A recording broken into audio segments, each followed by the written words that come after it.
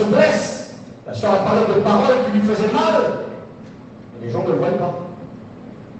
Maintenant, Isaac nous a rappelé que parfois, dans les foyers, les enfants savent qui nous sommes. On peut tromper les gens, mais pas nos enfants. J'ai demandé à mon fils Isaac, j'ai demandé à mon fils en partant là, William.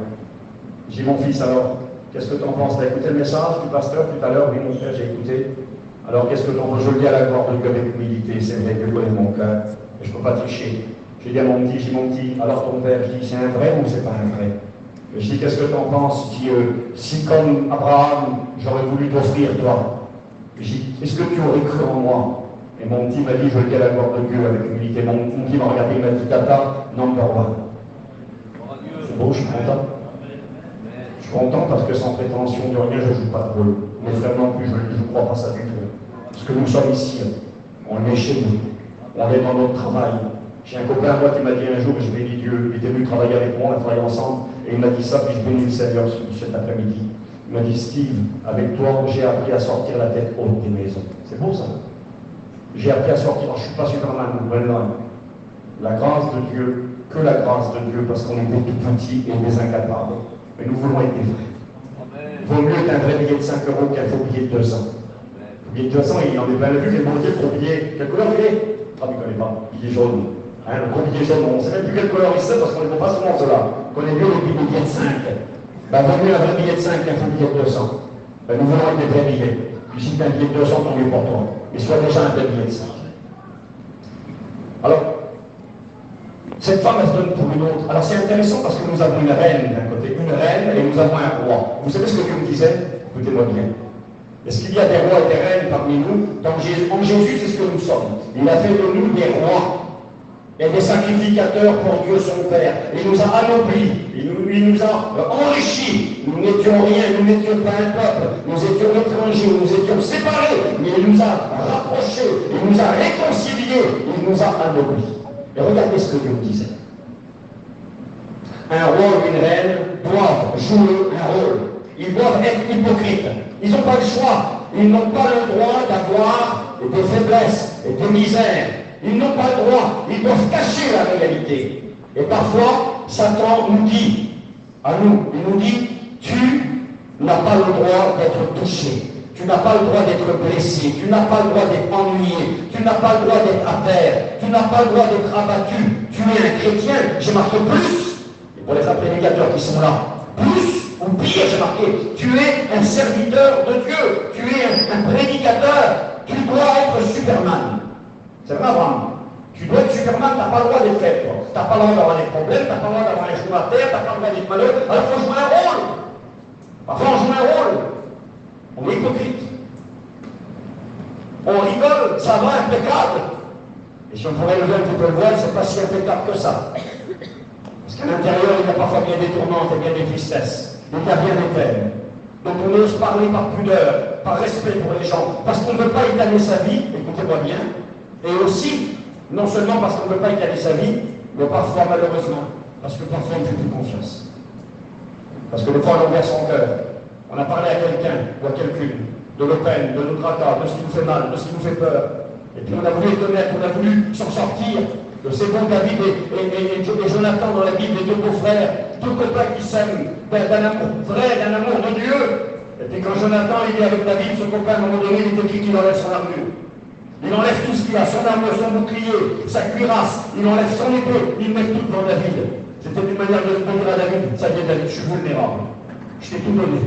J'ai tout enlevé. Si tu veux me tuer, tu peux me tuer. Si tu veux me blesser, tu peux me blesser. Je t'ai tout donné, je te fais confiance. C'est dur aujourd'hui de faire confiance. C'est vrai. Il y a des misères que l'on porte seul, il y a des croix qui sont trop lourdes à porter, et on aurait besoin d'un Simon de Cyrène pour nous aider, mais on ne veut plus être de l'aide parce qu'on a peur. On a peur d'être blessé à l'orpheline, on joue un rôle, on a une carapace, et on fait croire que tout va bien. Alors qu'en réalité, ça ne va pas toujours. Le Seigneur m'a montré des personnes, je ne sais pas si je le dirai pendant la prédication, je ne suis pas Guana est un homme, je suis un homme spirituel j'espère, mais je ne suis pas Guana, le Seigneur lui montre plein de choses, et puis il voit les gens, il leur donne des détails, et merci Seigneur pour Guana. J'espère qu'il va pouvoir venir, et puis on pourra profiter du ministère que Dieu lui a donné. Mais je crois qu'en tant que serviteur, Dieu nous parle aussi. Et Dieu nous montre parfois, comme un flash, il nous montre des personnes, des gens. Et dans mon cœur, hier, Dieu m'a montré des personnes qui portaient un masque, qui jouaient un rôle. Ça va, impeccable. On est en Espagne, il fait beau, hein? Maman, quel beau temps. La piscine, elle n'est pas belle. T'as vu la mer qu'il y a là-bas? Maman, qu'on est bien, on va aller se promener, on va acheter des petits souvenirs. Et en réalité, on n'en a rien à faire des souvenirs et de la mer et du décor qui est autour, parce qu'à l'intérieur, des fois, c'est cassé. Parce qu'à l'intérieur, comme le roi Akab sur le champ de bataille, une flèche est partie. De je ne sais où. Et cette flèche, elle est venue se planter au défaut de ta cuirasse. Et elle t'a blessé.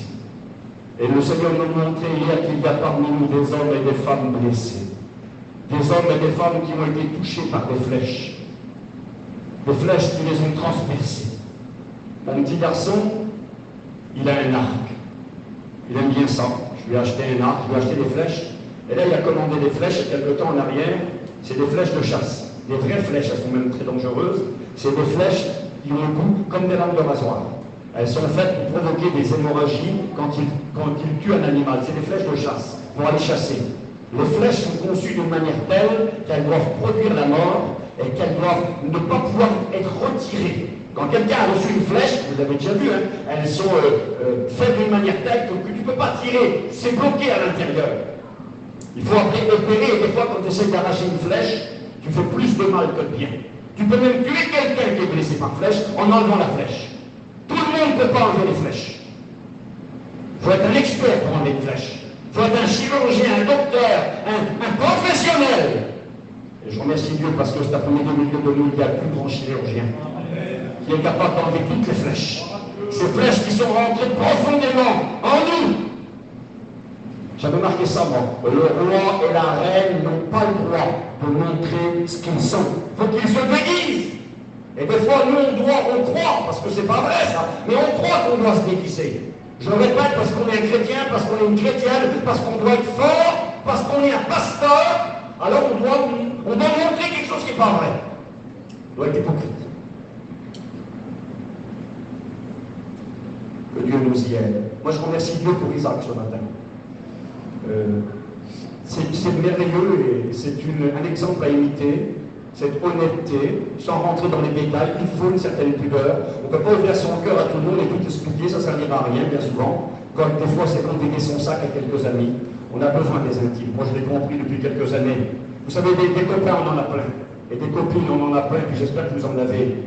Des amis intimes, c'est différent. On n'en a pas plein.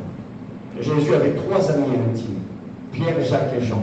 Ils étaient là dans des circonstances particulières. Quand tout allait bien, devant la résurrection de la fille de Jairus, Pierre, Jacques et Jean sont là. Vous savez pourquoi Jésus prenait avec lui Pierre, Jacques et Jean? Non seulement parce qu'ils étaient des intimes, écoutez-moi bien, Dieu m'a donné cette conseil un jour, mais parce que Jésus pensait à vous. Ah bon? Pensez à moi? Oui, pensez à Steve, Jésus. Pensez à moi, il pensait à vous. Vous savez pourquoi? Parce que la Bible déclare, déjà parce qu'on n'aurait pas pu savoir ce qui s'était passé derrière le rideau, mais aussi parce qu'il est écrit que tu ne recevras pas une déposition, hormis sur la déclaration de 2 ou 3 témoins. Il fallait donc 3 témoins pour certifier un fait, pour certifier quelque chose qui s'était produit. Et Jésus, en prenant Pierre, Jacques et Jean, il permettait ainsi que le témoignage soit scellé pour la postérité, pour ceux qui allaient lire les évangiles. Quand il avait préparé ces hommes, il pensait à vous et à moi. Il fallait que le témoignage vienne jusqu'à nous. Pierre, Jacques et Jean, les intimes, pour sceller le témoignage que Dieu avait laissé et pour nous apprendre des choses qu'on n'aurait jamais su. Comment savoir ce qui s'est passé sur la montagne de la transfiguration? Comment savoir que Jésus est apparu avec Élie et puis Moïse, les deux autour de lui, et que Dieu a parlé et qu'il a dit voici mon fils bien-aimé en qui j'ai mis tout mon amour? Écoutez-le, comment savoir ça? Pierre, Jacques et Jean, ils sont là. Ils ont vu, ils nous ont relaté, ils nous ont rapporté, le Seigneur a pensé à nous, il y avait un enseignement pour nous. Merci à Dieu. Et Jésus avait besoin de Pierre, Jacques et Jean, non seulement quand il était glorifié, non seulement quand il avait ressuscité la petite fille, mais il aura besoin d'eux à Gethsémane, dans le moment de la tourmente. Quand le combat allait faire rage, quand Satan allait déchaîner toutes ses forces avec ses démons pour arrêter le Christ sur le chemin de Golgotha, Jésus a été capable, il est écrit, il prie avec lui Pierre, Jacques et Jean, et il leur dit, priez avec moi. Sous-entendu, priez pour moi, c'est ce que ça voulait dire. Priez pour vous. Parce que la chair est faible, l'esprit est bien disposé, mais pour prier pour moi. Et ça, c'est une leçon à imiter. Ne soyons pas de ces personne qui se croit au-dessus de tout le monde. Jésus nous a montré l'exemple de l'humilité, capable de prendre avec lui de simples humains. Nous l'avons écouté hier par notre frère Abraham, qui quelques heures plus tard allait être capable de l'abandonner, de le renier. C'est pas grave. Les amis parfaits, ça n'existe pas. Nous ne sommes pas parfaits, mais nous avons besoin d'avoir des amis. Des amis à qui nous pouvons partager, à qui nous pouvons parler. Ça fait du bien de vider son sac. J'avance avec vous. J'ai noté ceci. Ce roi d'Israël qui s'est épuisé, qui nous ressemble bien souvent, pour aller au combat, va recevoir une flèche mortelle ce jour-là. Et ce qui est terrible pour lui, c'est qu'il n'a pas eu le temps, il n'a pas eu la possibilité. Il a voulu quitter le champ de bataille, il n'a pas pu. Le combat a fait rage, il a été bloqué sur le champ de bataille, et la Bible déclare qu'il est mort ce jour-là dans son champ. Vous savez ce que je crois? Je crois qu'il y a des chrétiens et des chrétiennes qui malheureusement meurent sur le champ de bataille parce qu'ils ont été blessés par des flèches. Et ça va peut-être vous étonner ce que je vais vous dire cet après-midi. Pourtant, je n'ai pas envie de faire sensation et d'étonner personne. Et dans mon cœur, je méditais, Dieu me parlait par le Saint-Esprit. Encore ce matin, je notais. Je suis resté dans la chambre avant la réunion, je n'ai pas été manger, j'ai resté noter ce que Dieu me disait. Vous savez ce que Dieu m'a dit? Dieu m'a dit, les flèches peuvent venir de différentes directions, de différentes provenances. De prime abord, qui est-ce qui va vous jeter des flèches? Le premier concerné, évidemment, c'est un ennemi. C'est un ennemi, il y a une guerre. L'ennemi jette des flèches. Et puis il est là pour vous faire du mal, pour vous blesser, et pour vous tuer, évidemment. Nous allons le voir cet après-midi. Il y a les flèches de l'ennemi qui peut-être t'ont touché, t'ont fracassé, t'ont brisé. Et font que tu es là en état de survie. Font que tu es là cet après-midi et que s'il n'y a pas une intervention du grand chirurgien, eh bien ça peut te coûter cher, voire très cher. Tu peux aussi mourir à cause des flèches qui t'ont atteint. Mais Dieu me disait, il y a des flèches des ennemis. Écoutez-moi bien. Il y a des flèches et des amis. Les flèches des amis, ça existe, cela. De cet ami qui te trahit, de cet ami qui te tire dans le dos. J'ai trouvé des versets, je vais vous les lire. De flèches qui sont parties dans le dos. Vous savez, quand on allait à la guerre, on avait souvent des cuirasses. Évidemment, un casque, un bouclier, une épée, différentes panoplies pour pouvoir se protéger et se défendre.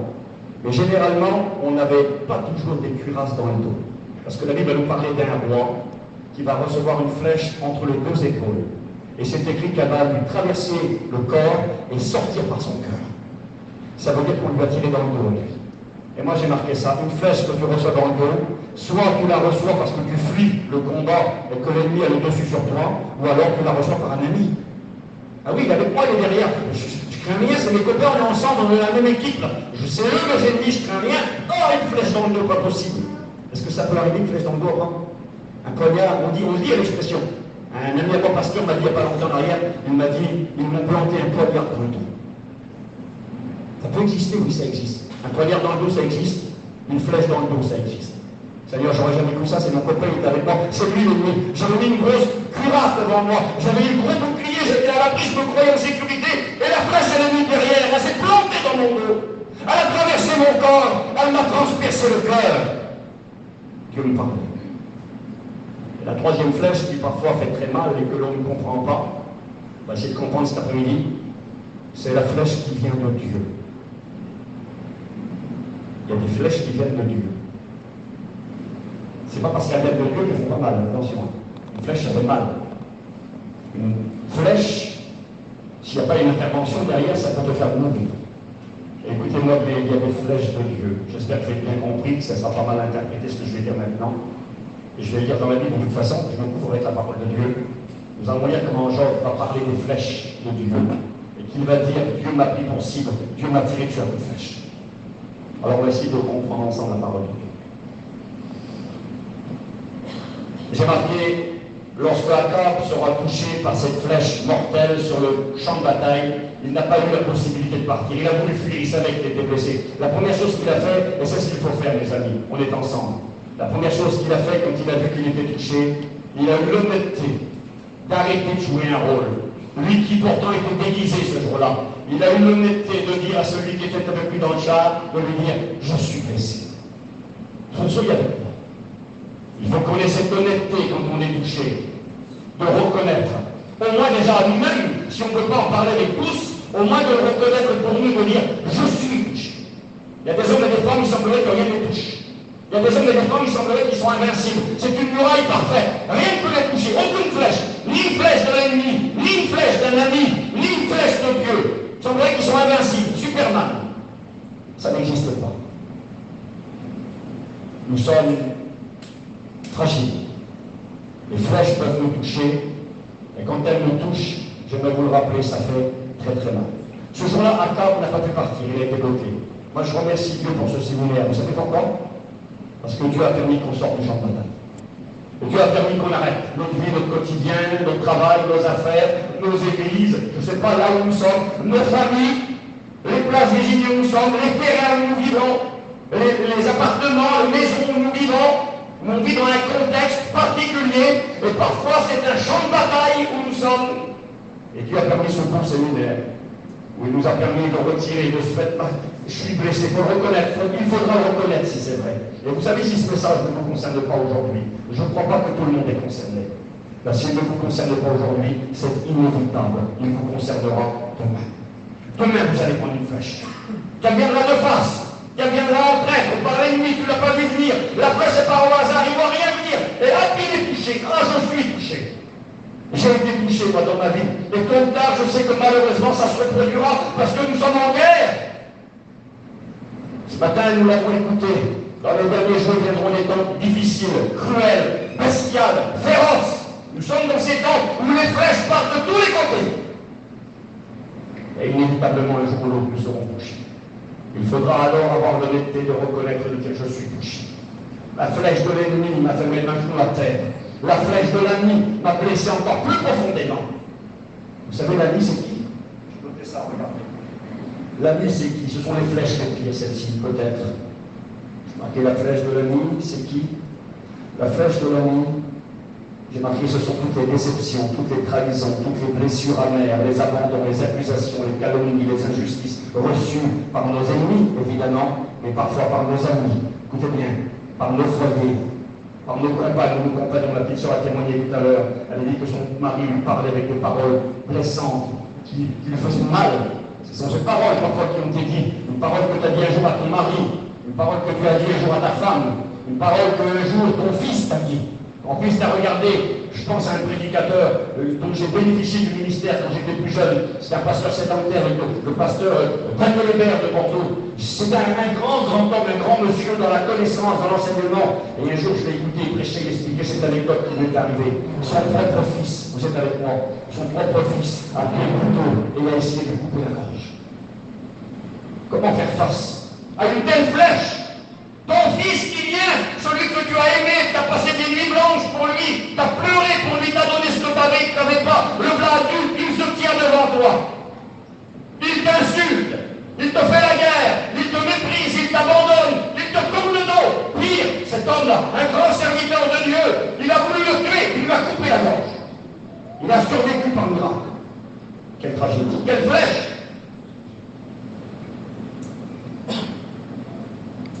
Flèche reçue par des amis. Ce verset, il est fort. Je ne sais pas si je vais le retrouver pour mes yeux. C'est dans Zacharie, au chapitre 13. Je vais noter la flèche d'un ennemi. Zacharie 13, verset 6. D'où viennent tes blessures? Les blessures, j'ai été blessé. On dit blessé par balle, blessé avec un arc, avec une flèche. D'où viennent ces blessures? Réponse, c'est dans la maison de ceux qui m'aimaient que je les ai reçus. Parole de vie. J'ai été blessé dans la maison de mes amis. Blessé dans la maison des amis. Pas possible, Seigneur, mon ami, oui, mon ami, ton ami qui t'a trahi, ton ami en qui tu avais confiance, qui s'est tourné de toi, qui t'a sali, qui t'a blessé, qui t'a calomnié. Il y a des gens comme ça cet après-midi, qui ont reçu une telle flèche dans leur cœur. Et la flèche, elle est là. Et puis Dieu me disait, une flèche, quand tu la reçois, tu peux la casser. On l'a vu dans des films. Il reçoit une flèche, il casse la flèche. Tu peux casser la flèche. On la voit plus, ça y est, une flèche. Mais non, elle est toujours là.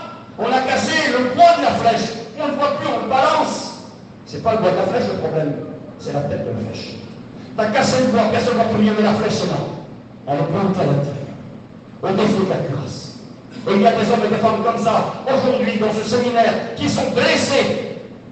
Blessés par les ennemis, ça existe. Satan est un grand archer. C'est marqué dans la parole de Dieu, Éphésiens 6, verset 16. Il faut prendre le bouclier de la foi afin d'éteindre les flèches enflammée du malin, du diable. Psaume 11, verset 2. Les méchants tendent l'arc. Ils ajustent leurs flèches. Il n'y a pas n'importe comment ils disent. Ils ajustent leurs flèches sur la corde pour tirer dans l'ombre. Dans l'ombre. Puis ils sont enfants. Dans l'ombre, sur ceux dont le cœur est droit. Satan, l'ennemi, le démon, les gens qui ne nous aiment pas, les inconvertis, les païens, les sans-dieu parfois, nous jettent des flèches et nous fondent. Je me souviens de ce pasteur, c'était en Angleterre, un pasteur de couleur, un pasteur noir. Il lui est arrivé une douloureuse expérience. Il a reçu une flèche. J'ai marqué où une flèche peut nous toucher dans la Bible. Je vous raconte l'histoire du pasteur tout de suite. C'est écrit dans 2 Rois, chapitre 9, verset 24. Une flèche peut nous toucher dans la Bible. Bien sûr, elle peut toucher la tête, les pieds, la jambe, aucun problème. Mais dans la Bible, il y a 3 endroits qui sont précisés. Une flèche peut te toucher le cœur, les reins, le foie. J'ai noté le verset. 2 Rois 9, 24. Jéhu saisit son arc, regardez, celui qui a tiré dans le dos. Et il frappa Joram entre les épaules, la flèche sortit par son cœur. Et Joram s'affaissa dans son char. Tire dans le dos, quelqu'un en fuite ou quelqu'un qui reçoit la flèche d'un soi-disant ami. En plein cœur, son cœur est transpercé. Il s'écroulera et mourra dans le char. Une flèche dans le foie. Proverbe 7, verset 23. Jusqu'à ce qu'une flèche lui perce le foie. 3e endroit, les mains. Job 16, verset 13. Ces flèches m'environnent de toutes parts. Ils me percent les reins sans pitié. Ils répandent ma bile sur la terre. Ce pasteur noir qui aime Jésus, qui prêche l'évangile, qui est responsable de l'église, qui aime sa femme, qui aime sa petite famille. Il a un garçon qui est la prunelle de ses yeux. Un garçon de 16 ans. Et ce petit garçon de 16 ans, un jour, demande à son père, un chrétien, il joue des cantiques pour Jésus, il chante pour Jésus. À l'école, c'est un bon élève, c'est un enfant modèle. Son père est fier de lui. Et le petit garçon de 16 ans dit à son père, dit, mon père, je voudrais aller voir un concert chrétien avec les copains. Est-ce que je peux y aller? 16 ans, il demande l'autorisation à son père. Le père dit, va mon fils, je te fais confiance. Le petit garçon de 16 ans, je me dépêche. Il va au concert chrétien. Et quand il revient, il est peut-être 11h minuit le soir, quand il rentre chez lui sur le chemin de retour, une bande de malfaiteurs, de malfrats lui tombe dessus et commence à le frapper. Et lui tape tellement fort dessus que le petit garçon tombe inanimé et le voilà emporté à l'ambulance dans le coma. Et on appelle le pasteur, on dit, pasteur, monsieur, votre garçon est à l'hôpital, mais qu'est-il arrivé? Eh bien, il a été battu par des hommes, et puis il est là dans un état où on ne sait pas s'il va vivre, c'est pas possible, qu'est-ce qui m'arrive? Quelle flèche plantée dans le cœur? Touchez à votre enfant, ce que vous aimez, ce qu'il y a de plus cher. Il va à l'hôpital, il voit son petit, il est en mort. Il ne peut plus parler, ils l'ont massacré. Quelques jours s'écoulent, le petit enfant peut entendre, il ne peut plus parler, il ne peut plus dialoguer, il peut juste bouger deux doigts, c'est tout ce qu'il peut faire. Il est dans un état très grave. Et ça va durer des jours, des semaines, des mois. Et le pasteur n'en peut plus. Il est tellement blessé dans son cœur par cette flèche qui vient de l'ennemi. La flèche de l'amertume, de la vengeance, de la colère. Et ce pasteur, il est question de flèches qui distillent du poison. Il y avait des flèches enflammées, parce que ce n'était pas assez pour une flèche. Une flèche pouvait blesser, mais enflammer mettait le feu. Elle brûlait les maisons, elle brûlait les propriétés. Et la flèche empoisonnée, si elle ne te tuait pas quand elle te touchait à la jambe, au pied, à la main, parce qu'il y avait du poison qui se distillait dans ton corps, elle occasionnait la mort. Et ce pasteur était empoisonné à l'intérieur de son cœur. Par la haine, qui est devenu aveugle. Il a continué à prêcher. Hypocrite, il jouait un rôle. Il prêchait, mais il était dur. Il est devenu dur avec les chrétiens. Il n'en avait plus rien à faire, qu'ils étaient vexés, qu'ils s'en aillent. Il n'en avait rien à faire, il était dur avec son église. Il a commencé à être dur avec sa femme, à être méchant avec elle. Il était rempli de haine, son fils était en train de mourir à l'hôpital. Et puis un jour, la haine était tellement grande, il a commencé à taper sa femme. Il n'avait jamais tapé sa femme. La soeur a témoigné, elle a dit, moi je dis, il ne m'avait jamais tapé. Lui a commencé à taper sur sa femme, le serviteur de Dieu qui tape sa femme, qui bat sa femme, et qui rend sa famille malheureuse, qui brise l'église. Et il était en train de mourir lui-même. Son église priait pour lui. Quel bonheur d'avoir des frères et sœurs qui prient pour vous quand vous êtes touchés par la flèche. L'église priait pour lui, sa femme priait pour lui. Et un jour, parce que c'était un homme de Dieu, un homme blessé, le Saint-Esprit lui a parlé et lui a dit, tu dois pardonner à ceux qui ont voulu, qui ont battu ton fils. Il a dit, Seigneur, mais je ne peux pas, je les déteste. Il a dit, tu dois pardonner si tu veux voir ma gloire chez moi, sinon tu vas tout perdre. Il était blessé à mort par cette flèche de l'ennemi, et s'il n'intervient pas selon la volonté de Dieu, il va tout perdre. Perdre son foyer, perdre son ministère, et son fils peut-être mourra dans l'hôpital. Et quand c'est un homme de Dieu honnête, il reconnaît, je suis blessé à Diakar. Seigneur, je suis blessé. Cette flèche m'a touché en tout mon cœur. Elle m'a frappé, celui que j'aime. Mon amour est touché. Seigneur, je te demande pardon. Il a demandé pardon à Dieu, il a dit Seigneur, oui, j'accepte, je pardonne ceux qui ont voulu tuer mon fils, ceux qui ont battu mon garçon, je les pardonne, c'est fini. Il s'est levé, il a été voir sa femme, il a embrassé sa femme, il a dit ma femme, je te demande pardon. Il a demandé pardon à sa femme, il a été à l'église, il a demandé à tous les chrétiens et les chrétiennes, il a dit je vous demande pardon, je regrette ce que je vous ai fait. J'étais percé en moi comme une flèche, j'étais dans un état où je ne voyais plus rien. Je vous demande pardon. Il a demandé pardon à tout le monde. Et quand il a fait cela, il a appelé sa femme, il a dit ma femme, on va voir le petit à l'hôpital. Ils sont arrivés à l'hôpital, le petit était dans le même état, allongé sur ce lit en réanimation, il pouvait juste bouger ses deux doigts. Et puis dans son cœur, il a dit je vais parler à mon fils. Et il a dit mon garçon, j'ai quelque chose à te dire. Tu sais, je déteste ceux qui t'ont fait du mal, ceux qui t'ont frappé. Et je voulais me venger, j'étais rempli de haine et de colère. Mais Dieu m'a dit qu'il fallait que je pardonne. Alors si tu es d'accord avec moi, tu me serres les doigts. Il y avait deux doigts qui pouvaient bouger. Tu me serres la main. Et si tu n'es pas d'accord, eh bien tu fais rien. Et le témoignage nous dit que le papa a mis sa main dans la main de son fils. Mon fils, si tu es d'accord que je pardonne, serre mes doigts. Et le petit garçon a serré de toutes ses forces la main de son père. Et à ce moment-là, il a dit à sa femme, on prie pour le petit. Ils ont prié pour le petit garçon qui était là depuis plusieurs semaines dans un état grave. Il a commencé à bouger sa main, à bouger la deuxième main. Il a ouvert les yeux, il s'est assis dans le lit. Et ce jour-là, il a été complètement guéri. Parce que la flèche avait été enlevée.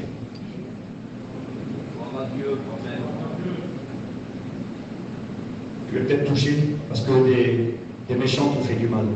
Des inconvertis t'ont fait du mal. Ils t'ont blessé à toi, blessé ceux que tu aimes. Ils ont peut-être touché à ce que tu avais de plus cher. Celui que tu considères peut-être comme un ennemi. Il y a été question ce matin, j'ai pensé à quelque chose, Isara. On a parlé ce matin qu'à Adam et Ève n'avaient pas de beaux-parents. Quelque part, c'est peut-être pour ça que c'était mieux. Vous savez ce que Dieu m'a dit après? T'as raison, vous n'avez pas de beaux-parents. Et vous savez ce que Dieu m'a dit un jour? On s'en prend souvent aux beaux-parents, au beau-père ou à la belle-mère. Jusqu'au jour où nous-mêmes, on devient beau-père ou belle-mère. Ben oui, c'est toujours le beau-père ou la belle-mère le problème. Mais aujourd'hui, moi je suis beau-père, moi j'ai un genre. Alors moi aussi je peux devenir un problème pour lui. Non, je crois que parfois il y a des gens dans nos familles que l'on considère comme des ennemis. Il y a des gens, c'est peut-être le cas, je ne joue pas à rien, je ne suis pas un prophète, puis, même si je l'étais, Dieu pourrait me permettre, parce que Dieu est tout puissant. Moi je crois qu'il y a des prophètes, c'est possible, je crois un ministère, mais je n'en suis pas un. Mais peu importe, je suis conduit par l'esprit. Peut-être quelqu'un qui est là aujourd'hui, qui dans son cœur une flèche, parce que son gendre s'est blessé contre lui. Parce que ton gendre, il a massacré ta fille, parce qu'il a fait de la misère chez toi, et puis tu n'arrives pas à l'avaler, c'est là. C'est la flèche qui est plantée dans ton cœur. C'est la flèche qui est plantée dans ton foie. Le foie, c'est l'inquiétude et c'est l'amertume. Hein, il y a de la bile. Vous savez, quelqu'un qui n'a pas mangé pendant plusieurs jours parce qu'il est malade ou autre, eh bien parfois, avec le respect que j'ai pour vous, je ne vais pas être déplacé, il y a de la bile qui remonte dans notre bouche. Et vous avez vu comment c'est amer, la bile, on ne peut pas la garder. Ça nous brûle la gorge, ça remonte, et ça nous brûle la bouche. Excusez-moi, on doit le recracher. Ah, ça ne peut pas, c'est amer. Problème de famille. Le gendre qui s'est dressé contre toi. Ta belle-fille qui t'a parlé dessus, qui t'a sali, qui t'a tenu tête. Ton gendre est dans ton cœur, tu dis si je voudrais, en 2 secondes, je le règle sans compte. Oui, c'est facile. Il est là devant toi, tu dis si je voudrais, je pourrais faire. Tu baisses la tête et il profite. Tu dis c'est pas vrai. Avant, j'étais pas chrétien, jamais il m'aurait manqué de respect comme ça. Ton frère, ton cousin, ton neveu, celui, ton genre, je sais pas pourquoi je dis ça, il était quelqu'un comme ça cet après-midi. Et la flèche est là dans ton cœur. Et quand tu le vois, tu dis rien, mais il t'insupporte, tu n'arrives pas à respirer quand tu le vois. Tu fais un effort parce que tu es un chrétien ou parce que tu aimes ta fille ou pour tes enfants, mais ça te coûte. Il y a la flèche qui est là. Le bois a été cassé, plus personne ne voit rien. La chair s'est refermée, mais la flèche est toujours là.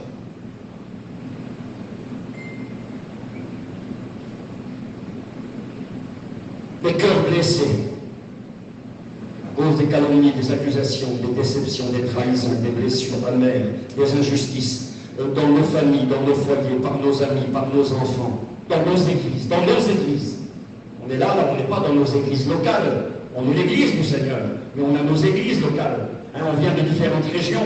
Puis des fois, tu arrives là-bas chez toi à l'église, et il y en a certains, tu ne peux pas. Il y a des frères dans l'église, il y a des sœurs, tu ne peux pas. Il y a une flèche qui est en toi plantée parce qu'ils t'ont fait mal, parce qu'ils t'ont trahi, parce qu'ils t'ont déçu, parce que tu les vois vivre, tu vois parfois leur apparence et tu ne peux pas les supporter. C'est une flèche qui est plantée en toi.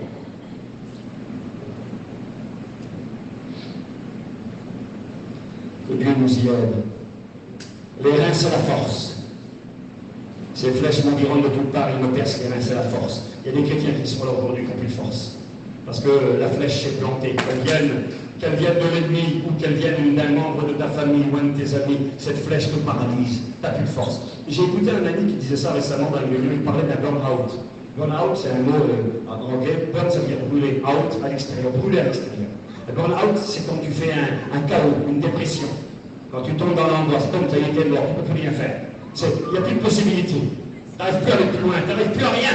Et généralement, un burn-out, ça arrive quand? Ça arrive après un temps de combat intense. Après un temps où tu as lutté, tu as combattu, tu as résisté, tu as souffert, tu as ramé contre le courant, mais à un moment donné, tes forces te lâchent. Tu n'as plus de force, tu ne peux plus. Je ne peux plus. Hein, le combattant sur le ring, là, le boxeur est le meilleur que l'autre. Il a plus de technique, plus de pratique, mais au 5e round, il n'a plus de force. Et puis l'autre qui pourtant est moins fort, l'autre est moins expérimenté, mais parce qu'il a plus de force, il continue, il remporte la victoire. Et parfois Satan remporte la victoire sur nos vies. Parfois nous sommes vaincus parce qu'on n'a plus de force. La flèche est plantée dans mes reins. Les reins, c'est le symbole de la vérité, mais de la force. La force, quand tu es malade des reins, on parle des reins, on parle du dos souvent. Tu ne peux plus rien faire. Tu ne peux rien faire. Tu tombes par terre. Moi j'ai eu des problèmes de dos, je suis tombé par terre à genoux, je ne pouvais rien faire du tout. Toucher au rein. Le cœur, c'est l'amour. Le foie, j'ai marqué, ce sont toutes les amertumes et ce sont aussi tous les soucis que nous nous faisons. Vous savez qu'on se fait des fois des soucis, mais des soucis qui ne sont pas justifiés. C'est comme une flèche qui se plante en nous. Une expression française qui dit se faire de la bile. Quand il se fait de la bile, ça veut dire qu'il s'inquiète beaucoup. Il s'inquiète pour quelqu'un, pour quelque chose. J'ai noté cela, ça vaudra ce que ça vaut. Par rapport à celui de terminer, je vais me dépêcher. Quand on est touché au foie, une blessure qui produit inquiétude et amertume, comme la bile, j'ai marqué au Proverbe 12, verset 25, l'inquiétude dans le cœur de l'homme, là-bas, le met à terre. Les soucis excessifs, soucis de la vie, comme des épines, dira Jésus, soucis infondés, soucis basés sur le mensonge de l'ennemi, qui nous font peur et nous font entrer dans un monde imaginaire inexistant. Il y a une femme dans la Bible qui a été touchée par une flèche au foie. Elle s'est inquiétée, tellement grande qu'elle s'est fait un film. Elle a écouté les mensonges du diable. Vous savez ce que le diable lui a dit? Et je suis sûr qu'il y a des hommes et des femmes qui ont été touchés par de telles flèches ici. Le diable lui a dit, ton petit va mourir. Le petit n'est pas mort. Regardez. J'ai noté verset 1 roi 17, verset 12. Cette femme dira à Élie le prophète, l'Éternel est vivant. Elle sait que Dieu est vivant. L'Éternel, ton Dieu est vivant. Dieu est vivant. Chez moi à la maison, je n'ai qu'une poignée de farine et un petit peu d'huile. Une petite poignée. Elle a 5 grammes de farine et un petit peu d'huile. Alors tu sais ce que je veux faire, homme de Dieu? Dieu est vivant. Et parce que chez moi, j'ai qu'une poignée de farine et qu'un petit peu d'huile, c'était vrai, c'était la situation. Je vais rentrer chez moi et je vais préparer un petit bout de pain pour mon petit et pour moi. Nous mangerons, après quoi, moi et mon fils, nous mourrons. Ça y est, elle avait fait son film dans sa tête, ou plus exactement le diable avait fait un film, tu vas mourir, ton petit va mourir. Moi je connais des gens qui ont vécu cela. Et ils ont vécu dans ce mensonge du diable dans une prison. Vous pouvez regarder leur petit. Le soir, qu'elle meurt, allez voir le petit tous les secondes, plus vite, il va mourir, on s'imagine des choses, on va dire ça. Mais non, cette femme ne mourra pas. Or, c'est vrai qu'il n'y avait plus rien, c'est vrai qu'il y avait qu'un petit peu de farine, un petit peu d'huile, mais il y avait le Dieu qui est vivant. Et parce qu'il y avait le Dieu qui est vivant, elle n'allait pas mourir, cette femme-là. Elle se voyait déjà au cimetière avec son petit. Dieu allait multiplier la farine, allait multiplier l'huile, et pendant des jours, des semaines et des mois, son petit garçon ne manquerait de rien. Parce que Dieu allait s'occuper d'elle. Elle allait voir la gloire de Dieu, mais elle était rentrée dans un monde de mensonges. Une flèche plantée dans le foie. Les mensonges du diable qui te font voir des scénarios terribles chez toi. Voir ton mari, tes enfants, ta femme, les gens qui t'ont peur. Quand tu écoutes une mauvaise nouvelle, tu es catastrophé. Et tu n'arrives plus à avancer dans ta vie chrétienne. Et tu es comme blessé, gravement, parce que tu vis les mensonges du diable. Eh bien, aujourd'hui, nous voulons vivre la vérité de Dieu.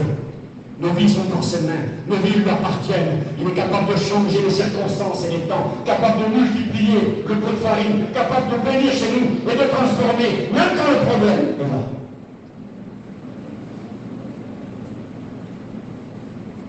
J'ai noté ceci, je voulais vous le partager, les flèches de Dieu. Quand je vous dis ça, je pense à des personnes qui sont ici. Je ne connais pas tout le monde, je remercie Dieu. Je connais les personnes qui sont ici, qui ont reçu des flèches, qu'ils considèrent comme des flèches de Dieu. On va lire ensemble dans le livre de Job, un instant, je vais me dépêcher pour terminer. Dans le livre de Job, il est question de ces flèches qui viennent de Dieu. Ces flèches terribles qui nous terrorisent, qui font qu'au fond de nous, un cri surgit. Pourquoi? Seigneur, pourquoi? Alors, on va lire ce passage, regarde, Job chapitre 16. Job dira à deux reprises, au chapitre 6 et au chapitre 16, les flèches de Dieu. Regardez, Job 6, verset 4, Job parle, il dira, les flèches du Tout-Puissant. Le Tout-Puissant, c'est Dieu. Les flèches du Tout-Puissant m'ont percé et leur poison s'est répandu dans mon corps. Pas possible. Dieu pourrait-il m'envoyer une flèche empoisonnée? C'est ce que Job dira.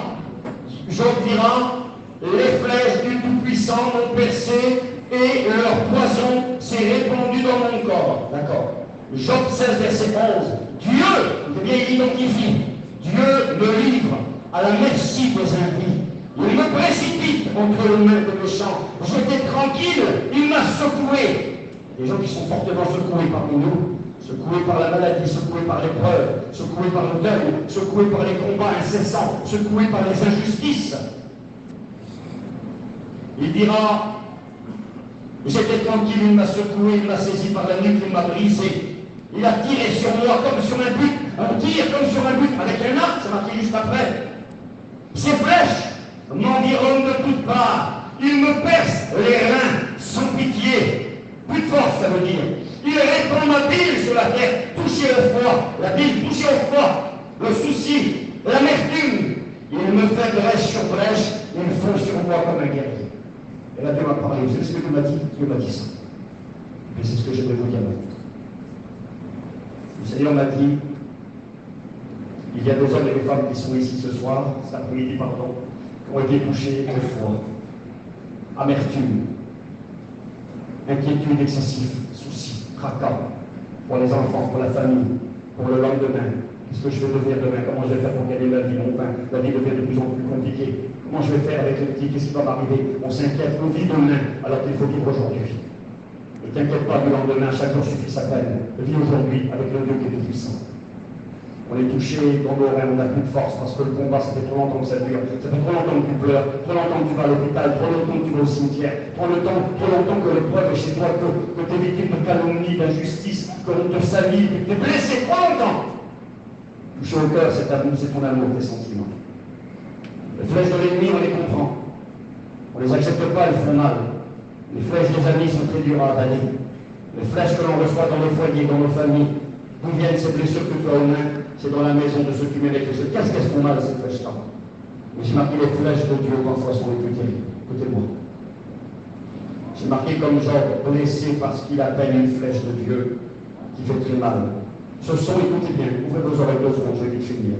Ce sont toutes nos souffrances, toutes nos blessures, toutes nos maladies, tous les deuils que nous vivons et toutes les autres injustices, écoutez-moi bien, où l'on ne comprend pas pourquoi Dieu le fait rien. C'est une grande flèche avant. Hein? Quand tu te demandes mais pourquoi tu fais rien, Dieu? Pourquoi tu es tout puissant jusqu'à la réunion? Les pasteurs disent que tu peux tout, tu fais ci, tu fais ça, mais moi, pourquoi ça ne se passe pas chez moi? C'est ça les flèches de Dieu. Ce sont tous ces pourquoi. J'ai marqué, ce sont tous ces souffrances, ces blessures où l'on ne comprend pas Dieu, où on n'est pas d'accord avec lui. Ce sont, j'ai marqué, son apparente indifférence. Mais Seigneur, qu'est-ce que tu fais? C'est marqué que tu es plein de compassion. Hein, on écoute lamentation de Jérémie. Non, les bontés de l'Éternel ne sont pas épuisées. Ses compassions ne sont pas à leur terme. Elles se renouvellent chaque matin. Seigneur, je ne sais pas si tu as pitié de moi, mais pourquoi je pleure tous les jours, moi? Pourquoi j'ai mal tous les jours? Pourquoi je suis blessé tous les jours? Et que ça dure, et il semblerait que tu ne fais rien. C'est ce que Job appelle les flèches de Dieu. J'ai marqué, ce sont nos déceptions, nos incompréhensions. Ce sont ces pourquoi au fond de nous. Ce sont ces colères contre Dieu qui, telles une flèche, sont là au fond de nous et nous font mal. Est-ce qu'on peut être en colère contre Dieu? Est-ce qu'on peut être un chrétien et dire Seigneur, mais pourquoi tu n'as rien fait? Pourquoi tu as permis cette situation dans ma vie? Comme une flèche qui me transperce, et je suis là, et ma bile la terre. Je suis plein d'amertume. Seigneur, pourquoi? Seigneur, pourquoi? J'ai écouté un garçon prier comme ça. Il a perdu 3 petits-enfants. Ce n'est pas ses enfants à lui, les enfants de sa fille. J'étais là moi, à l'enterrement, c'est la cousine de ma femme, son épouse à cet homme-là. Puis un jour, je l'ai écouté prier. J'ai vu, moi j'étais à l'enterrement, j'ai été là, j'ai vu, excusez-moi, les 3 cercueils devant moi, un petit bébé qui était même pas né, un petit bébé de quelques mois et un autre bébé de 18 mois. Quelle tragédie, un cauchemar. Et cet homme pleurait, puis priait à côté de moi. Il appelait Dieu papa. Et il disait, papa, pourquoi? Papa, je suis en colère contre toi. En colère contre Dieu, oui, c'est possible. Et je ne suis pas venu me lui faire la morale, il écoute, mon copain, dis pas ça, t'as pas le droit. Dieu comprend que lorsqu'on est blessé par une flèche, cette flèche de l'incompréhension, Dieu, c'est pas un méchant qui veut te tuer, pas du tout, mais il y a des situations qu'on vit et où on se dit, mais pourquoi t'as rien fait? Pourquoi t'es pas intervenu? Pourquoi t'as permis ça dans ma vie, Seigneur? Pourquoi je me réveille le matin, c'est un cauchemar que je vis? Nous avons Jérémie dans la Bible qui dira cela. Jérémie 15, verset 18, je vais vite terminer. Il dira, pourquoi ma souffrance est-elle continuelle? Pourquoi, une deuxième fois, ma plaie est-elle douloureuse et ne veut-elle pas cesser? Serais-tu pour moi comme une source trompeuse, une eau dont on n'est pas sûr? Seigneur, mais pourquoi ça m'arrive? Pourquoi ça n'arrête pas? Pourquoi cette flèche dans mon cœur qui me blesse?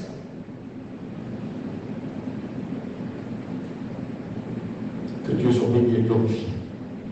J'aimerais vous dire que quand cette flèche nous touche, je ne veux pas essayer de donner des réponses et des comment et des pourquoi. Pourquoi cette flèche t'a touché? Pourquoi le Seigneur a laissé l'ennemi t'envoyer cette flèche? Comme le pasteur que son petit a été laissé pour mort. J'aimerais pas essayer de vous dire pourquoi tu as reçu une flèche d'un ami qui t'a tiré dans le dos et qui t'a blessé, ton copain à qui tu faisais confiance. Hein, il est écrit par le nom de Jésus, celui qui partageait mon pain avec moi, eh bien, a tourné les talons contre moi. Une traduction qui rend, parole de vie, elle dira, celui en qui j'avais toute ma confiance, mon meilleur ami, lui-même, m'a trahi. Alors, je n'ai pas envie d'essayer de comprendre les comment et les pourquoi de la flèche t'a atteint. Ce que Dieu me disait, c'est qu'il y a des hommes et des femmes ici qui veulent jouer un rôle, qui veulent se cacher, faire comme Akab, se déguiser. Donc, ils ont été touchés en plein fouet, touchés par un ennemi, touchés par un ami, peut-être touchés d'une flèche de Dieu, de ces comment auxquels on n'a pas de réponse. Et puis, tu es là et tu es comme blessé à mort. Et laisse-moi te dire, j'ai quasiment fini. Si tu ne demandes pas à Dieu aujourd'hui d'enlever la flèche, la tête de flèche, que personne ne vaut. Si tu ne demandes pas à Dieu d'enlever la tête de flèche, tu es en danger. Tu vas souffrir, et continuer à souffrir, et tu risques peut-être même d'en mourir. Une flèche cachée à l'intérieur peut provoquer une hémorragie à long terme et te tuer. Il faut qu'à un moment donné, tu aies l'honnêteté de dire oui, Seigneur, c'est vrai. Je suis touché. La flèche de l'ennemi que je n'ai pas avalée. Tout le monde croit que c'est fini. Tout le monde croit que le pardon est acquis. Tout le monde croit que j'ai tourné la page. Je ne veux pas tourner la page. Elle est tout le temps là, cette page. Je pense à lui. Je n'arrive pas à dormir le soir. Vous savez, quand on veut à quelqu'un, quand tu as de la haine envers quelqu'un, quand il y a de la colère contre quelqu'un, il prend tout ton temps. Il prend ta vie, il prend ta force. Tu ne supportes plus ta femme, tu ne supportes plus tes petits. Tu penses à l'autre d'abord. Et la haine et la colère que tu as sur l'autre, tu la repasses sur ta famille. C'est ce que faisait le pasteur anglais. Il se vengeait sur l'église et sur sa famille à cause qu'il en voulait aux autres. Il faut que la flèche parte. La flèche d'un ami est plus dure, elle fait très mal, celle-là. Mais même là, il est capable, le Christ, d'intervenir. Et toutes ces flèches de Dieu, et Dieu me montrait des hommes et des femmes qui sont ici, qui ont reçu des flèches dans leur cœur, qui sont là, qui font semblant que ça va, c'est fini. Mais ils sont touchés en plein cœur. Je notais, j'ai terminé. J'ai marqué ça pour finir. J'en ai marqué plein de versets, je ne vous les ai pas vus. Pour ceux qui n'ont plus de force, peut-être qui ont été touchés au rein, j'ai une bonne nouvelle pour vous. Ésaïe 40, verset 31. Ceux qui se confient en l'Éternel renouvelle leur force. Et ils prennent leur vol comme un aigle, ils courent et ne se fatiguent pas. Il est capable de renouveler la force, même si tu as été blessé au rein. Éphésiens 6, verset 10. Fortifiez-vous dans le Seigneur et par sa force toute puissante. Par sa force à lui, c'est possible. 1 Roi 19, 7. L'ange de l'Éternel vint une seconde fois vers Élie, le toucha et dit, lève-toi, mange, car le chemin est trop long pour toi. T'as plus de force, t'as été touché au rein, une flèche s'est plantée. La flèche qui avait touché Élie, je le dis, puis j'ai fini. J'ai écouté parfois les copains dire ça. Peut-être que c'est comme ça, mais moi je ne partage pas cette vision. C'est pas doctrinal, donc je vous donne une petite opinion. J'ai mon opinion, je ne dis pas que j'ai raison. Des fois on dit, Élie, non, eh bien, il a demandé la mort, parce qu'il a eu peur d'une femme.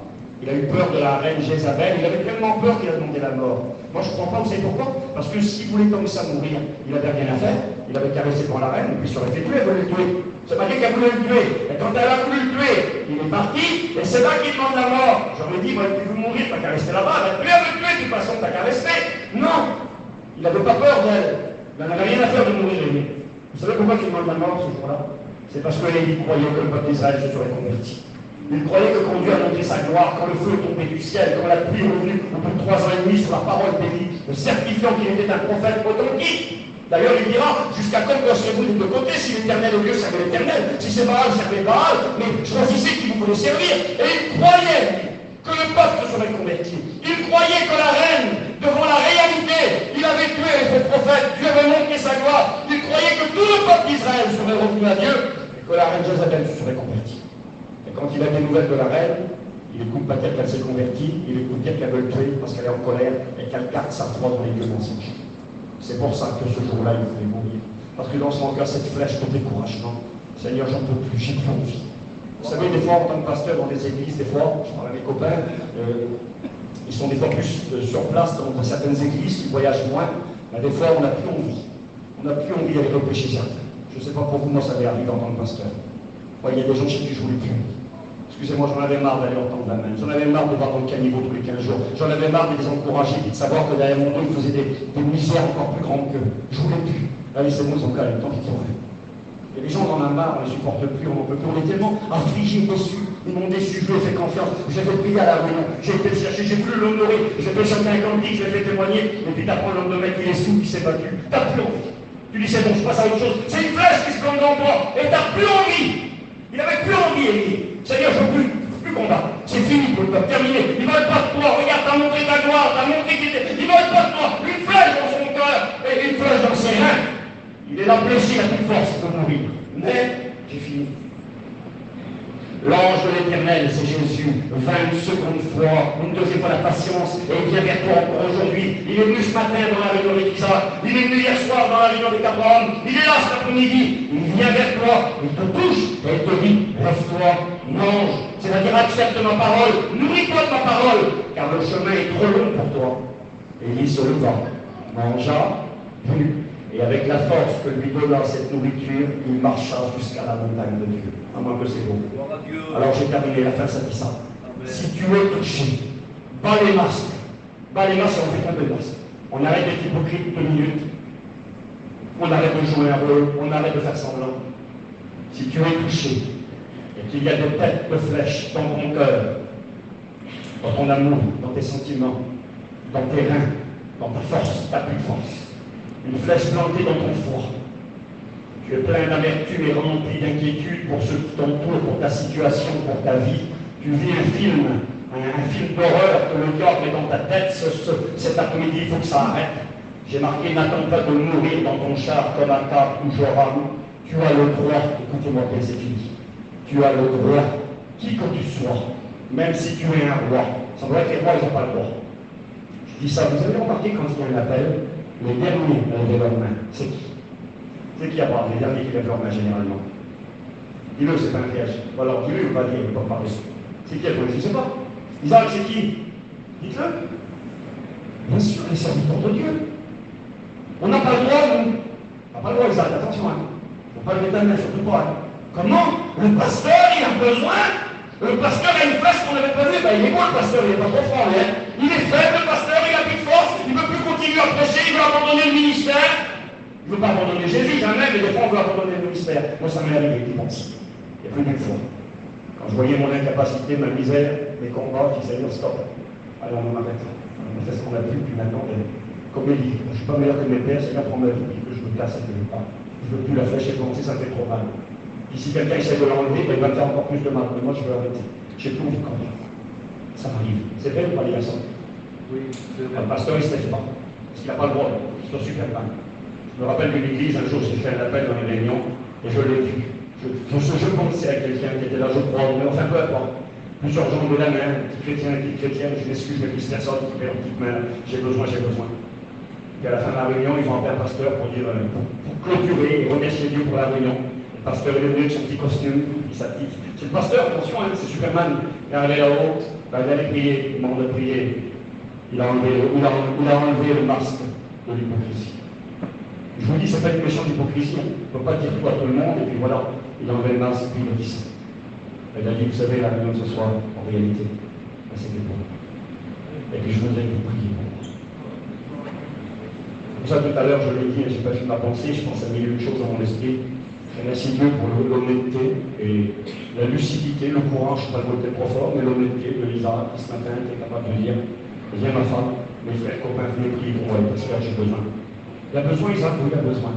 Parce qu'il aussi a besoin. Il y a des flèches des fois plantées dans mes reins, j'ai tout envie de continuer. Il y a des flèches plantées des fois dans mon foie. Et puis des fois, j'ai de l'inquiétude, je m'inquiète pour ma famille, je m'inquiète pour ceux qui m'entourent, et ça me fait mal. Et Dieu me dit, arrête de t'inquiéter, tu ne changeras rien. Parce que l'inquiétude dans le cœur de l'homme le met par terre, et là-bas. Et des flèches plantées dans mon cœur, des fois. Plantées par un ennemi, ça existe, ça fait mal. Plantées par un ennemi, c'est pire. Planté par ta femme, peut-être qui t'a blessé, qui t'a parlé. Ta femme, elle a dit des choses que tu as jamais oubliées, tu n'arrives pas à effacer. La blessure est là, la flèche est là. Ton mari t'a dit des choses qui t'ont blessé, qui t'ont tué. Tu dis rien, tu fais semblant, mais la flèche est là. J'ai fini les têtes pour se baisser, reste en tête, s'il vous plaît. Vous êtes même une flèche de Dieu. Qui sont ces questions sans réponse, c'est comment et pourquoi Dieu n'a rien fait. Moi, je n'ai pas dit comme ça te donner. Mais ce que j'aimerais te dire cet après-midi, c'est que cette flèche, il faut l'enlever. Et celui qui peut l'enlever, les têtes se baissent, toutes les têtes se baissent, s'il vous plaît. Si tu es touché et qu'il y a des têtes de flèches dans ton cœur, dans tes reins ou ton foie, n'attends pas de mourir dans ton char comme Akab ou Joram. Écoute bien, tu as le droit, qui que tu sois, monsieur le pasteur ou la femme du pasteur, ou le petit chrétien, la petite chrétienne, même inconverti qui est là au milieu de nous, tu as le droit que le grand chirurgien vienne enlever cette flèche. Tu as le droit d'être aidé. Jésus veut et il peut te soigner, il peut te guérir, et tu vas retourner sur le champ de bataille, et tu ne vas pas mourir sur le champ de bataille, mais tu vas remporter la victoire, parce que la flèche, le Seigneur va rentrer. Seigneur, nous sommes devant toi cet après-midi. Je rends grâce à ton Saint-Nom.